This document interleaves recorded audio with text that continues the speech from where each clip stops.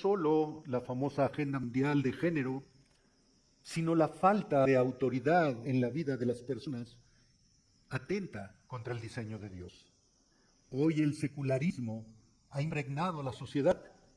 Cada quien es su propia autoridad y cada quien hace lo que quiere y nadie le puede decir que está equivocado.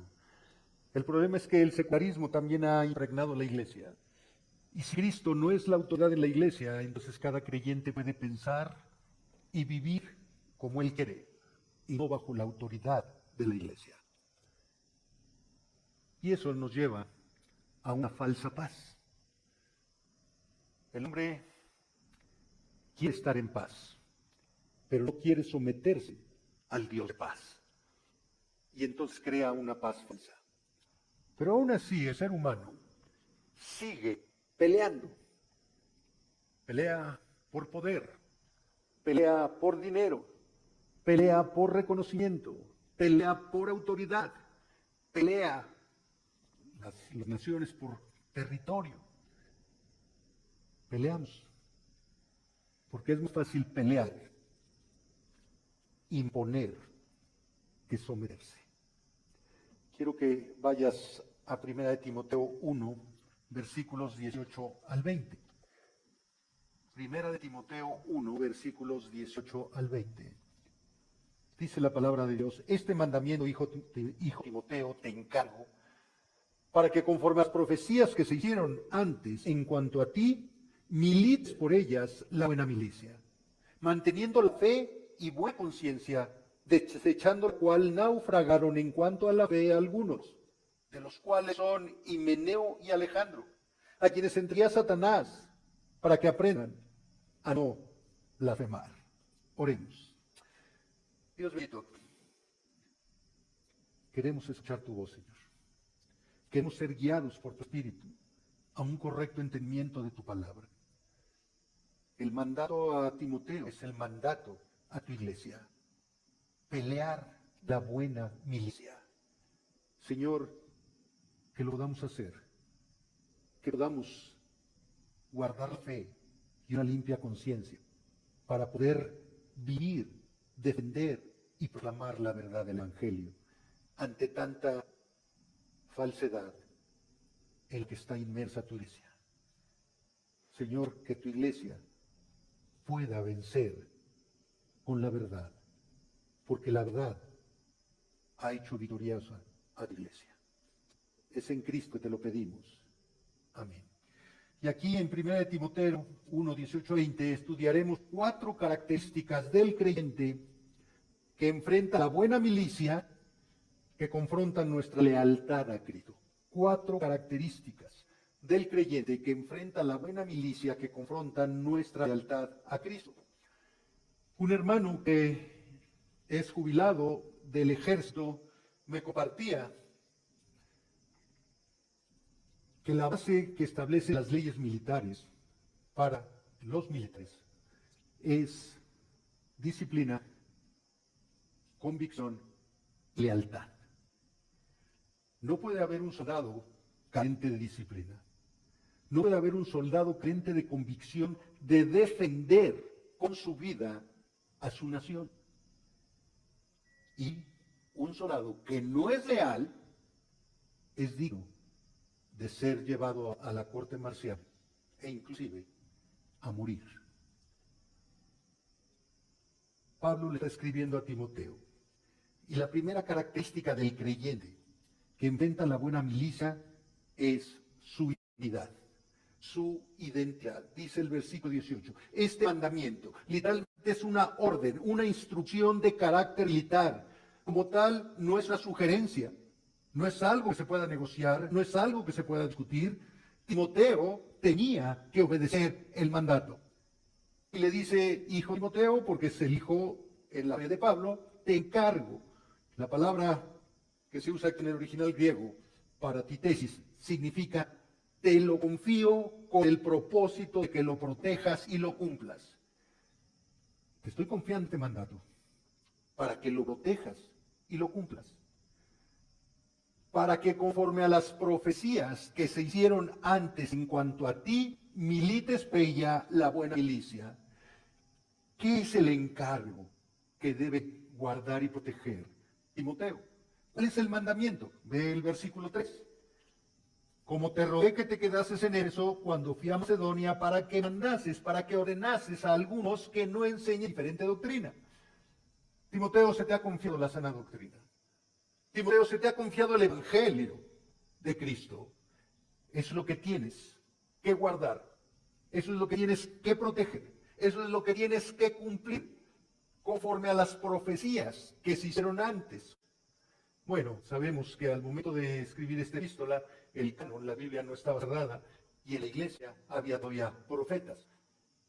No hay un versículo que nos establezca quiénes fueron los que profetizaron a Timoteo que iba a ser pastor. Pero una vez cerrado el canon, la Biblia completa, ya no hay más profetas y no hay más profecías. Todos los que se autonombran profetas, está bien, lo son, pero a la luz de la palabra son falsos, son mentirosos, son engañadores. Ya no hay nueva revelación en la palabra de Dios y ya no hay nuevos profetas que traigan nueva revelación, como lo vamos a ver en un momento. Milites por ellas. Militar implica entrar en guerra. Para que entres a la guerra de guardar, proteger, puede ser el Evangelio de Dios. Para que entres a la batalla de defender la verdad de Dios. Y le dice Pablo que esa batalla es buena, es excelente, es noble, es digna. Eso es lo que significa la palabra buena en el original griego. Milicia implica ser un soldado, ser un siervo del ejército de Cristo. Eso es lo que es un creyente, un soldado del ejército de Cristo.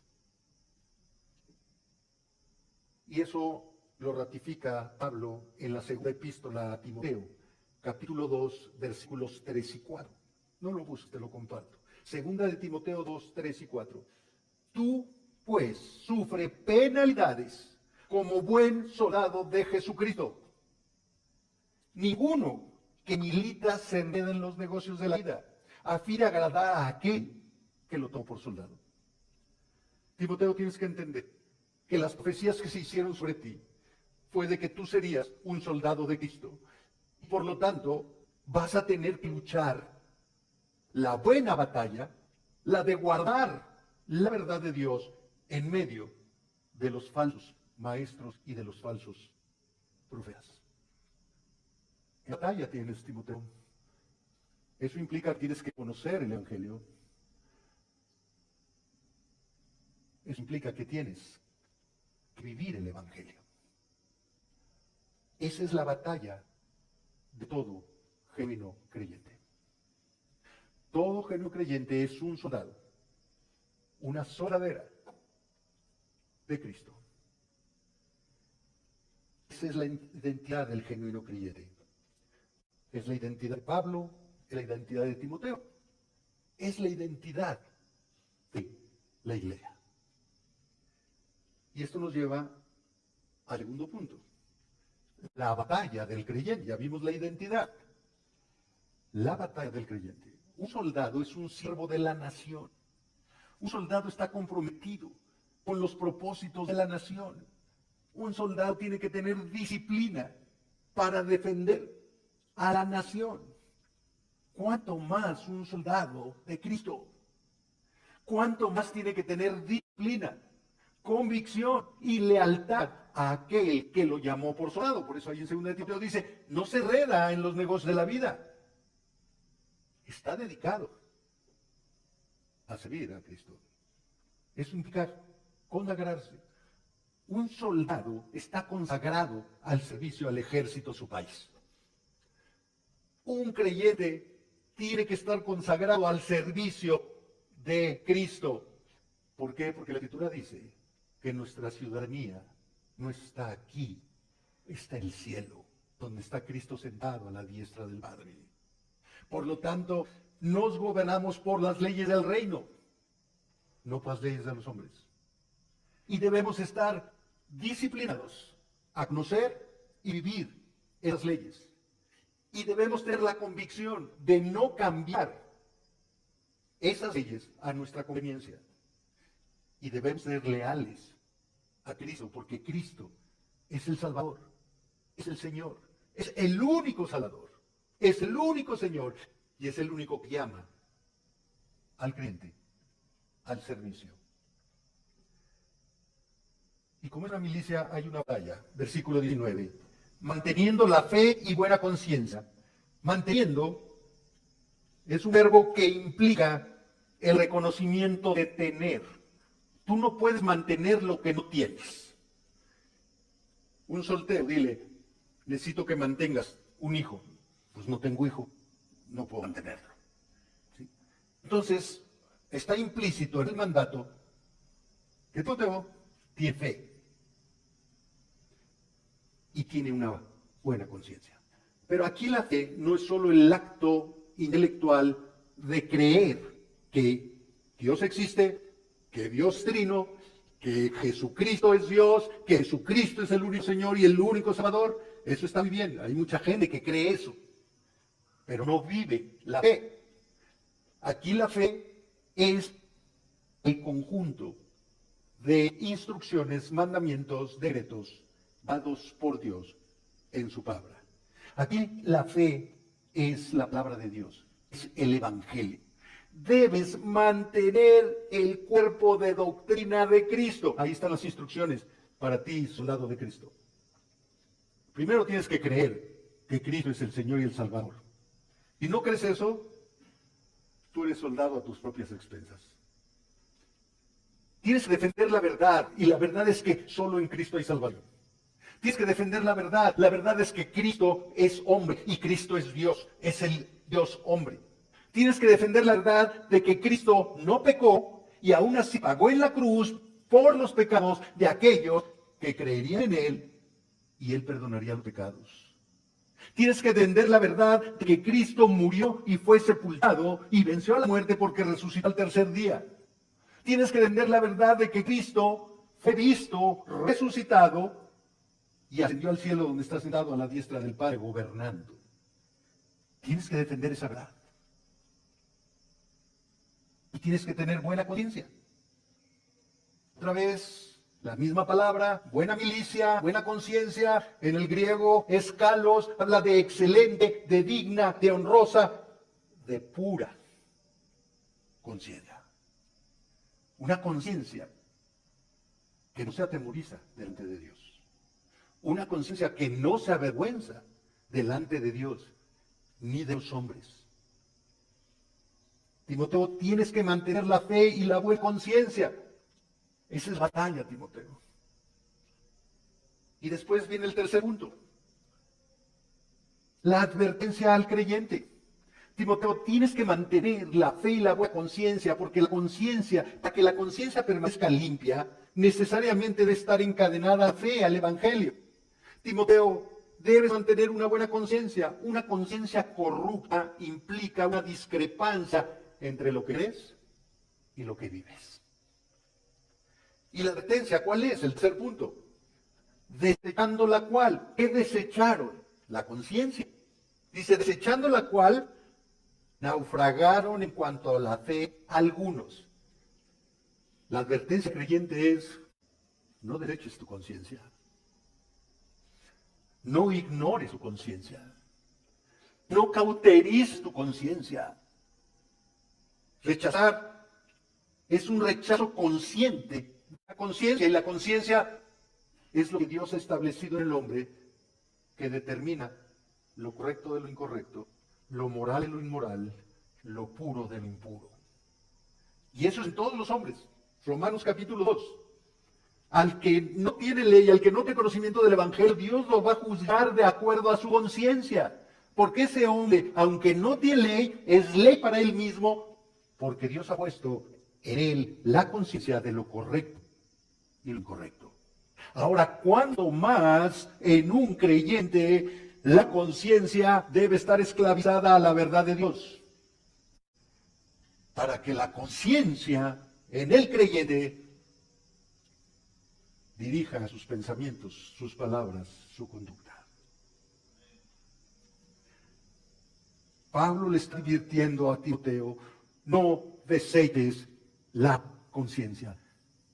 No apagues la conciencia para vivir en automático, porque vas a vivir de acuerdo a tu carne y no de acuerdo a la voluntad de Dios.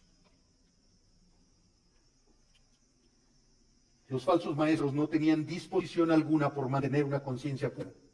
Tenían muy poco interés por vivir en santidad. Por consiguiente, su error tiene sus raíces en lo práctico y no en lo intelectual. Los falsos creyentes tuercen la sana doctrina. Ya no dicen lo que Dios dice. Son selectivos en lo que obedecen de la doctrina. Tienen una mala teología. Tienen una mala moralidad. Los falsos enseñan mentiras porque ellos han creado su propia teología para guardar, conformar y vivir en el pecado. Esos son los falsos. Tuercen la escritura, tuercen su conciencia. Ya no se someten a la autoridad de la palabra, ya no se someten a lo que Dios dice, sino a lo que quieren, a lo pueden, a lo que les es cómodo. Pero lo que pueden, lo que quieren y lo que les es cómodo no es lo que manda Dios. Y entonces son falsos creyentes. ¿Y cuál es la consecuencia de desechar la conciencia? Naufragaron en cuanto a la fe algunos. Naufragar implica quedar aislado. Implica fracaso. Implica no ser parte de la iglesia. Quedaron separados de la iglesia, aislados de la comunión de los santos, aislados de la verdad. Como un náufrago en el mar. Está aislado. Pablo conocía el naufragio. Pero le está diciendo, esos falsos están separados de la verdad, de Cristo y de la iglesia. ¿Por qué? Porque desecharon su conciencia. Porque no viven conforme a la verdad de Dios, sino viven conforme a la verdad de ellos. Y la verdad de ellos es una mentira de la de Dios. El cristiano debe ser al mismo tiempo un buen soldado y un buen marino. Un buen marino no quita o desecha el timón del barco. Pero aquí Pablo está diciendo que ciertos individuos, herejes efesios, han desechado el timón. El resultado inevitable fue que con referencia a su fe fracasaron. ¿Qué implicación tiene esto? ¿Estos falsos tenían conocimiento de la palabra de Dios? Sí. Pero no la practicaban. Y al no practicarla y no someterse a ella, la torcían y la desviaban, la acomodaban a sus intereses, a su comodidad. ¿Sí? Y perdieron el timón, perdieron el rumbo. Ya no buscan agradar a Dios, ya no buscan glorificar a Dios, buscan ser vistos de los hombres. Se engañan. Ellos quieren la honra para ellos. Mira cuánto sé. No, no, eso no es así. Hazlo de esta manera, porque así me ha funcionado a mí. Su corazón no es conformado a la verdad de Dios. Conocen la verdad de Dios. Pueden predicar la verdad de Dios. Pero si no viven la verdad de Dios, han desechado su conciencia. Son falsos. La advertencia de Pablo es seria. No deseches la conciencia. Recordemos las palabras de Lutero en Worms. Querían que se arrepintiera de lo que él había clavado en las puertas de la iglesia. Y no era el párroco de la iglesia de quitas eso porque mira cómo me dejaste mi pared toda llena de agujeros. Era el Vaticano, el poder religioso y político que estaba juzgando a Lutero. Y ya viene el aniversario del foro. ¿Y Lutero qué contestó? Mi conciencia está cautiva a la palabra de Dios. No puedo y no voy a retractarme de nada, porque ir en contra de la conciencia no es justo ni seguro. Aquí estoy. No hay otra cosa que pueda hacer. Que Dios me ayude. Una conciencia buena delante de Dios y de los hombres. Ni la presión de la autoridad religiosa corrupta del Vaticano pudo mover la conciencia esclavizada de Lutero a la verdad del Evangelio. No deseches la conciencia. Timoteo, ¿quieres enseñar la verdad en la iglesia? No deseches tu conciencia. Tú podrás decir, bueno, Timoteo era pastor en una iglesia que tenía falsas enseñanzas. Ok, tú eres un soldado, una soldadera de Cristo. Y vives en un mundo de mentira. Y vives en un mundo que rechaza la verdad de Dios. Dios quiere que muestres la verdad. Y vas a tener presiones para mantener la verdad. De que tu conciencia se cautiva en la verdad de Dios. Y nunca nos retractemos de vivir con la verdad de Dios. Versículo 20. Pablo identifica a quienes fueron los que naufragaron por haber desechado su conciencia. Himeneo y Alejandro, falsos creyentes, quedaron solos, se apartaron de la verdad de Dios, naufragaron en su fe. Ellos eran esos falsos que Pablo les está señalando en el versículo 4. Dice, esos falsos enseñan fábulas y genealogías interminables, acarrean disputas más bien que edificación de Dios que por fe. Esos falsos son sabios en su propia opinión, pero no entienden lo que hablan y lo que afirman. Himeneo se le vuelve a mencionar en 2 de Timoteo 2:17 con otro falso maestro, Fileto. Y Alejandro, como opositor de la fe cristiana, se le menciona en 2 de Timoteo 4:14 al 15. La cuestión es que Himeneo no era un nombre muy común, pero Alejandro sí. Y ese es un falso, pero no podemos identificar que el Alejandro de este versículo 20 es el mismo Alejandro de 2 de Timoteo. No importa. La importancia es que Dios nos está diciendo, los que conocen la fe, pero no viven la fe, y caracterizan su conciencia que les dice lo correcto de lo incorrecto, van a naufragar en la fe. El peligro, la hipocresía.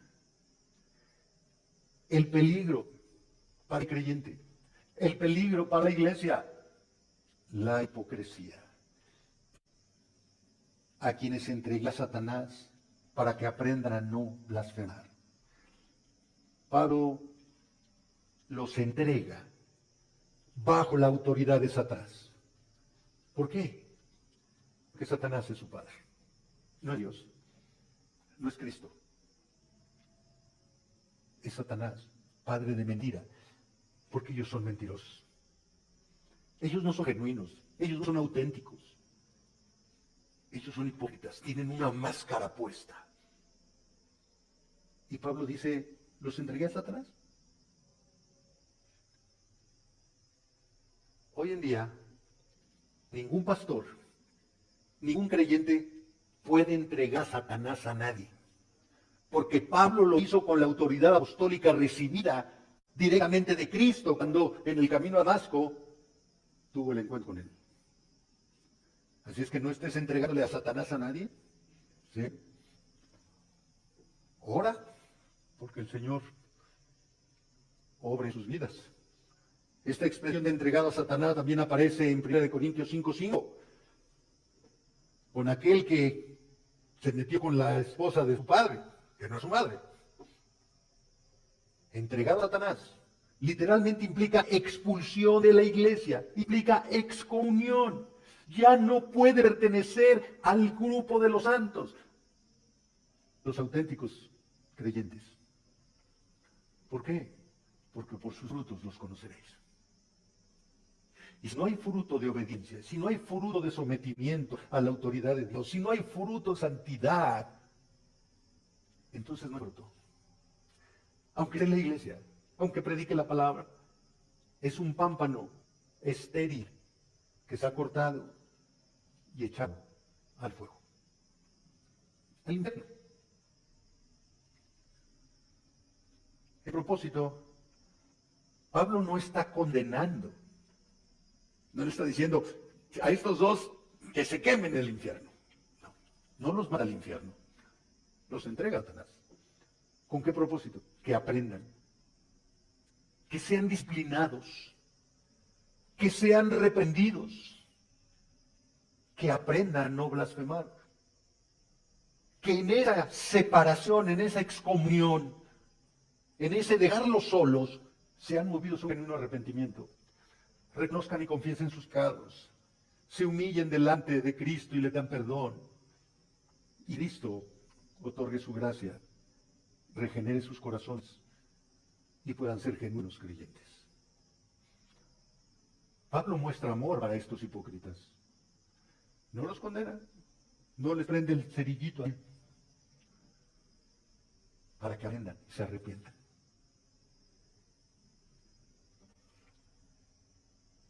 A no blasfemar, a no burlarse de Dios. Qué peligroso es burlarnos de Dios. Qué peligroso es decir que somos lo que no vivimos. Qué peligroso es ser un hipócrita cuando Dios conoce nuestro corazón. Un ejemplo del peligro de la hipocresía, Hechos capítulo 5, versículos 1 al 11, habla de Ananías y Zafira. El capítulo 4 termina diciendo que se vendió una propiedad y fueron y entregaron los recursos de la propiedad a la iglesia completos. Ananías y Zafira dijeron, nosotros también tenemos un terrenito, ¿sí? Y para no quedarnos atrás de este que vendió las cosas, nosotros vamos a vender el terrenito. Y lo vendieron, pero cuando tenían el dinero en la bolsa, ¿qué dijeron? No, es mucho dinero para la iglesia. ¿Sí? Y quitaron de esos recursos.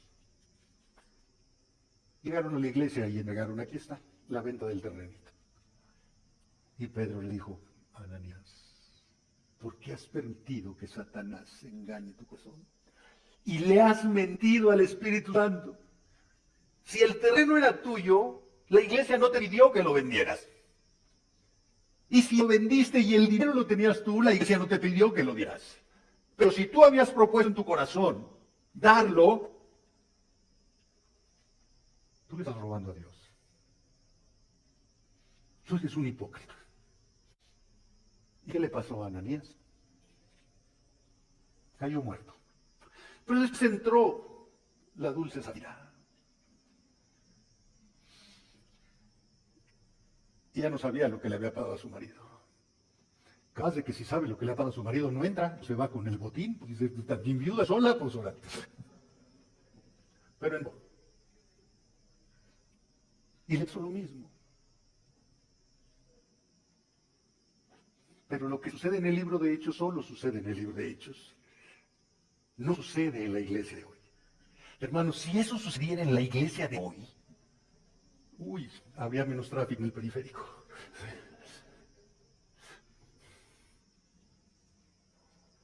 Qué peligroso es ser un hipócrita delante de Dios.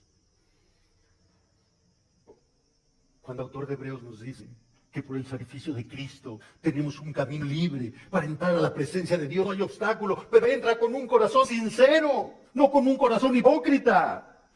Sí, ven con un corazón sucio y reconoce tu maldad, tu pecado, y pide perdón a Dios que va a limpiar y te va a perdonar. Pero no vengas con un corazón enmascarado en la religiosidad. Ven con un corazón sincero. Pablo ha dado en esta epístola dos palabras que vincula y repite en el versículo 5 del capítulo 1 y en el versículo 9 del capítulo 3. Fe y buena conciencia. Siempre unidas. Siempre unidas. ¿Qué debemos entender por fe? Bueno, y hemos dicho que la fe debemos entenderla como la sana doctrina. Pero para llevarlo a la práctica, la fe es lo que sabemos, lo que conocemos de la palabra de Dios. La palabra de Dios Cuando Pablo ordena a Timoteo que mantenga la fe, le está diciendo, sostente firmemente del Evangelio. Agárrate con fuerza del Evangelio. No te sueltes, aunque vengan las presiones, los aires, las tempestades, no te sueltes del Evangelio. Afírmate, arraígate, estar enraizado en la verdad divina, para ser sostenido por la verdad divina. Esa verdad que nos ha sido revelada, esa verdad se contiene en 66 libros. Esa verdad que muestra que el Evangelio es Cristo, quien venció al pecado, a Satanás y a la muerte. Esa verdad, te tienes que aferrar a ella, Timoteo. Y todo creyente se tiene que aferrar a la verdad del Evangelio. Y Pablo le dice a Timoteo que debe estar aferrado a la verdad. Y por eso le dice, vea el capítulo 4, versículo 6.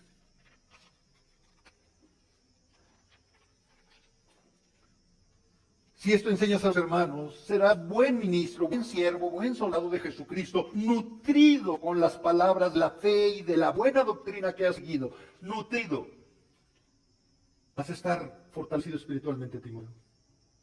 Mira, Timoteo, si no te aferras a la fe, vas a tener un espíritu, sí, falto de nutrición. Vas a tener un espíritu débil. Cualquier vientecito se te va a convertir en pulmonía, Timoteo, porque no te estás alimentando, nutriendo de la palabra de Dios, que es la única que te puede fortalecer, hacer crecer y madurar para enfrentar las aflicciones que este mundo te va a traer. Y le dice en el capítulo 6, versículo 20, que debe guardar el Evangelio. ¿Y cómo se guarda? ¿Cómo se protege el Evangelio? No es que guardes tu Biblia en el cajón. Es que lo protejas viviendo el Evangelio. Que lo protejas viviendo el Evangelio. ¿Cómo vas a desenmascarar las mentiras de la falsa enseñanza, de los falsos pastores, de los falsos maestros, de los hipócritas en la iglesia? Tú mantente en la verdad, camina por la verdad, vive la verdad, enseña la verdad, proclama la verdad, porque la verdad te da la libertad de la mentira y del engaño. Vive el Evangelio. Y en la segunda epístola, capítulo 4, versículos 1 y 2, él le dice, lea 2 de Timoteo 4, 1 y 2, encarezco, no te estoy pidiendo que a ver si puedes, encarezco delante de Dios y del Señor Jesucristo, Pablo ya como testigos a Dios y a Jesucristo el Salvador, que juzgará a los vivos a los muertos en su manifestación y en su reino, que prediques la palabra, que instes a tiempo y fuera de tiempo, eso es, en todo tiempo. Redarguye, reprende, exhorta con toda paciencia y doctrina. Timoteo, no puedes predicar, tú no puedes proclamar la verdad si no vives la verdad. Porque si proclamas la verdad y no vives la verdad, eres como Himeneo y Alejandro.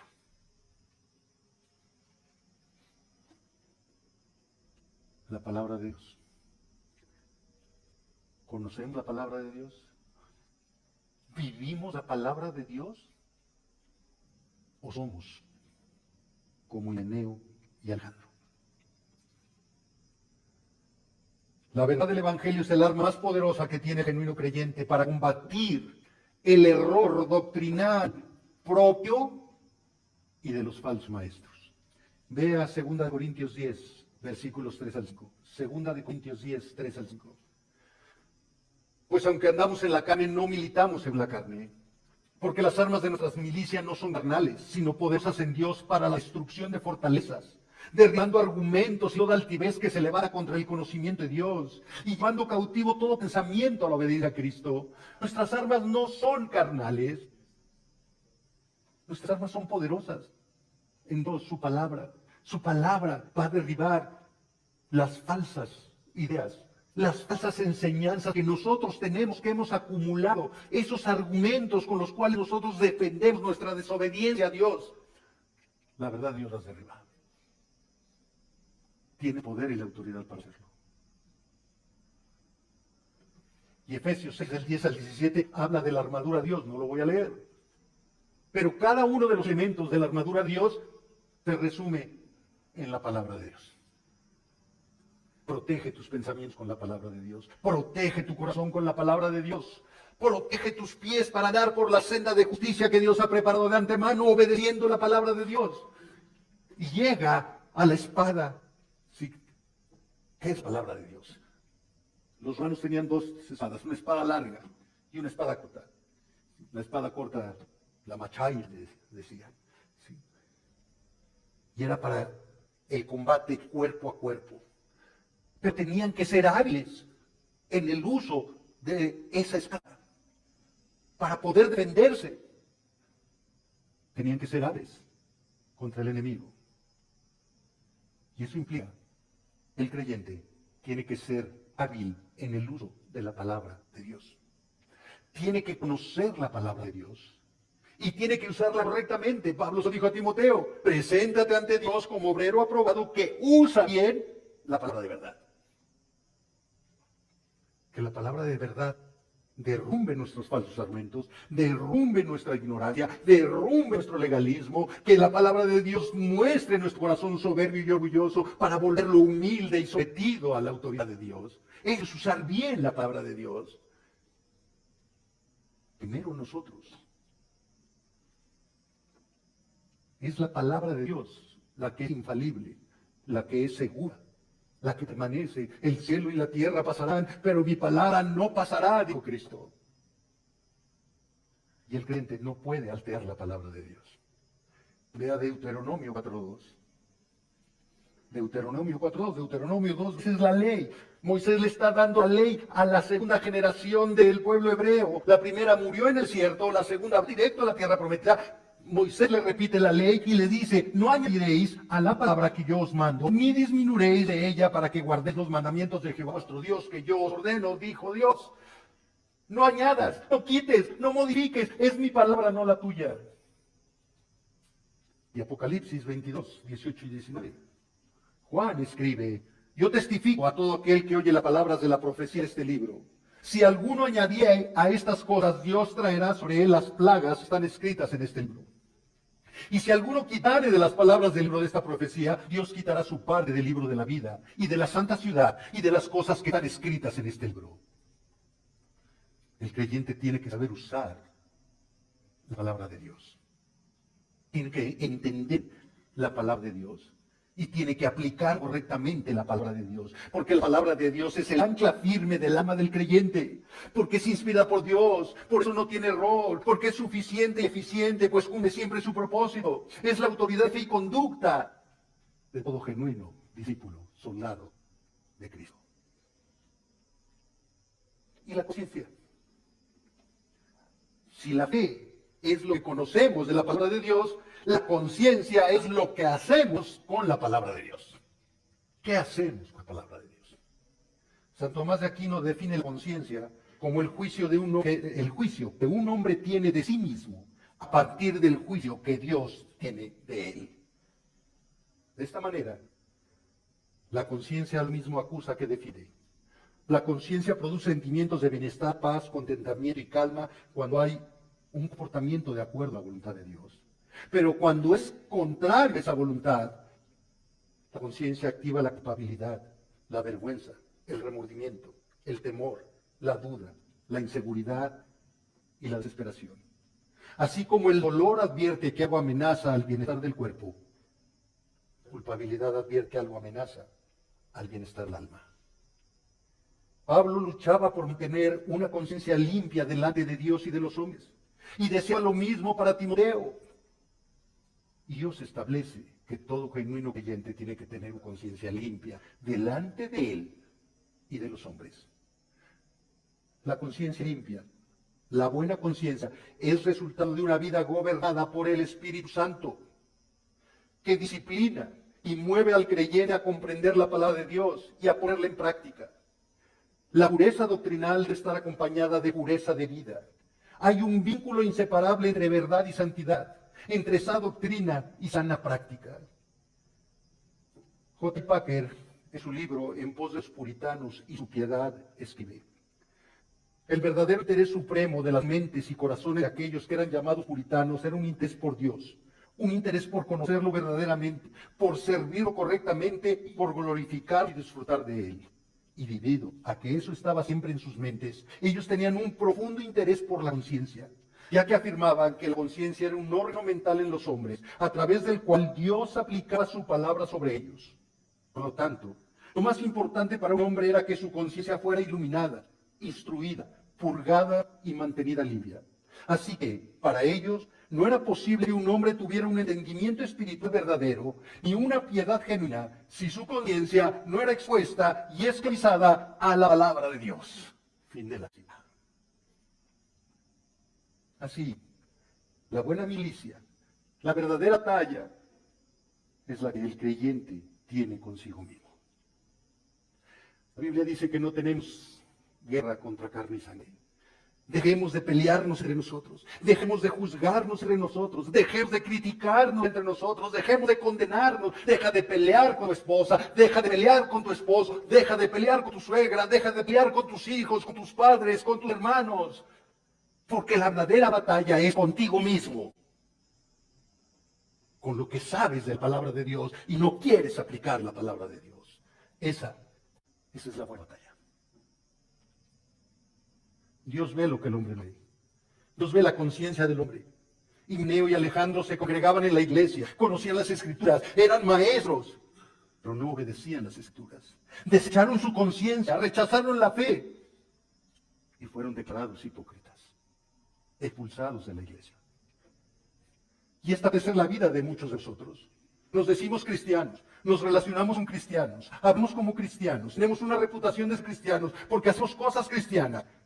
Pero hemos comprendido que bajo esa apariencia cristiana debe existir una conciencia que mantiene una sólida comunión e intimidad con Dios, que muestre orden, es decir, prioridades correctas a nuestra forma de vida interior, que sustente y dirija nuestra actividad externa, entendiendo que toda actividad externa debe mostrar la relación interna con Dios, pues todo lo que hagamos debe honrar, glorificar a Dios.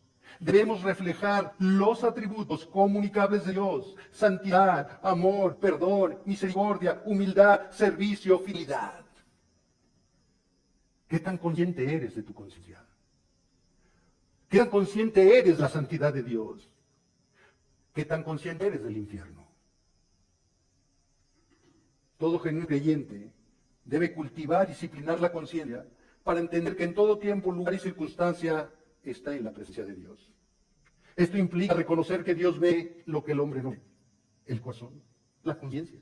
Que Dios conoce todo pensamiento, toda intención, toda motivación, escucha toda palabra que pronunciamos, que ve toda actitud con la que nos relacionamos con Él y con el prójimo. Esto debe motivar al creyente a vivir cada momento con un temor reverencial a Dios. Debe llevarlo a humillarse en su presencia, a reconocer, confesar los pecados, a un genuino arrepentimiento, a suplicar misericordia y no justicia, a clamar por la gracia y fidelidad de Dios nos limpie de toda inmundicia del pecado. Esto nos debe llevar a direccionar el corazón a la pureza del carácter y de voluntad de Dios. Debemos luchar con Dios y no contra Dios. Debemos luchar contra nuestro orgullo, nuestra soberbia, nuestra idolatría. Debemos luchar contra el enemigo que nos quiere separar de la correcta adoración y obediencia a Dios. Debemos luchar contra nuestra carne, contra el mundo, contra Satanás, permaneciendo firmes en la palabra de Dios. Podemos afirmar que la disciplina espiritual que nos llevará a tener una limpia conciencia requiere, primero, tener un alto concepto de Dios, de su autoridad soberana como creador. Nosotros somos su creación y por lo tanto dependemos de Él y un día rendiremos cuentas a Él. Tenemos que tener un alto concepto del carácter de Dios. Él es santo y justo. Nosotros somos pecadores e injustos, aun y cuando nos haya perdonado y dado vida eterna. El fracaso de no tener un alto concepto de Dios nos conduce a no tener prioridades correctas, a estar centrados en nosotros y no en Él. El no tener un alto concepto de Dios nos lleva a cauterizar la conciencia, a entristecer al Espíritu Santo que mora en nosotros y a vivir una vida desordenada. El compromiso segundo, el compromiso de tener un alto concepto de Dios, nos llevará a tener un alto concepto de la palabra de Dios, considerándola como la autoridad que guía, que alimenta nuestro espíritu, que fortalece nuestras debilidades, que nos enseña en nuestra ignorancia, que nos consuela en nuestras aflicciones, que nos capacita para conocer, comprender y obedecer a Dios. El no ser consciente de la responsabilidad de someternos a la autoridad de la palabra se traduce en vidas guiadas por la comodidad y no por obediencia. Nuevamente, la ausencia de compromiso con Dios nos llevará a mantener un alma débil, que no soportará las tormentas de la vida y nos llevará a confiar más en nosotros que en Dios. Tercero, el tener un alto concepto de Dios y de su palabra deberá afectar nuestro estilo de vida, nuestra forma de pensar, hablar y actuar, para conformarla a la voluntad de Dios en todo, en el trabajo, en la casa, con nuestra esposa, con nuestros hijos, con los familiares incrédulos, con los vecinos, con los hermanos en la iglesia. Nuestra conducta debe gritar que somos de Cristo, porque las ovejas del buen pastor oyen su voz y le obedecen. Cuarto, el tener un alto concepto de Dios y su palabra deberá generar la convicción de mostrar con nuestra vida la justicia divina. Es decir, el gobierno de Dios en nuestra vida y el altísimo honor que solo Dios merece por lo que es y hace en nuestra vida. No desechemos la conciencia. Seamos como José, que tuvo en alto el honor de Dios y no pecó con la esposa de Potifar, porque era consciente de que estaba en presencia de Dios. Seamos como David, que no temió enfrentar a Goliat, porque lo enfrentó bajo la autoridad de Dios y no bajo sus fuerzas. El mayor Goliat que enfrentamos somos nosotros mismos. Nuestra hipocresía, nuestro engaño, nuestros temores, nuestra angustia, nuestra incredulidad. Tenemos que tener la fe y la obediencia para vencernos a nosotros mismos. La buena conciencia está centrada en los propósitos de Dios. La buena conciencia descansa en la verdad de Dios. La buena conciencia al testimonio de ser soldado de Cristo. Solo siendo conscientes de que estamos en la presencia de Dios y de que somos soldados de Cristo, podremos decir como Pablo: he peleado la buena batalla. He acabado la carrera. He guardado la fe. La fe es lo que sostiene la batalla, los que nos mantiene firmes en la carrera. Limpiémonos de todo peso y del pecado y corramos la carrera poniendo los ojos en Cristo, el autor y consumador de nuestra fe, porque la fe nos mantiene leales a Cristo hasta llegar a la eternidad en Él. Recuerda, eres un soldado de Cristo y un soldado lucha. Lucha contra ti mismo. Lucha contra tu pecado. Porque solo los valientes arrebatan el reino de Dios. Oremos, hermanos. Te alabamos, Señor, te bendecimos y te damos gracias por tu palabra. Señor, oramos que cada hijo tuyo tenga la convicción de ser un soldado de la verdad. Porque cada hijo tuyo tenga disciplina de obedecer la verdad. Porque cada hijo tuyo sea leal a la verdad. Porque tú nos llamaste a la verdad. Señor, levanta soldados fieles a tu verdad. Que no tengan temor de enfrentar la mentira, el engaño del mundo. Que no tengan temor de vivir la verdad aunque sean rechazados. Que no tengan temor y por eso sean leales a ti. Señor, que nuestros hijos vean en nosotros la verdad, para que podamos mostrarles a ellos la verdad y ellos puedan apreciar y amar la verdad y seguirla. Porque para eso, Señor, para eso nos salvaste. Para eso has dejado a tu iglesia a luchar por la verdad en un mundo de ignorancia y de mentira. Que tu iglesia, Señor, cumpla el propósito por la cual tú la salvaste. Ese Cristo que te lo pedimos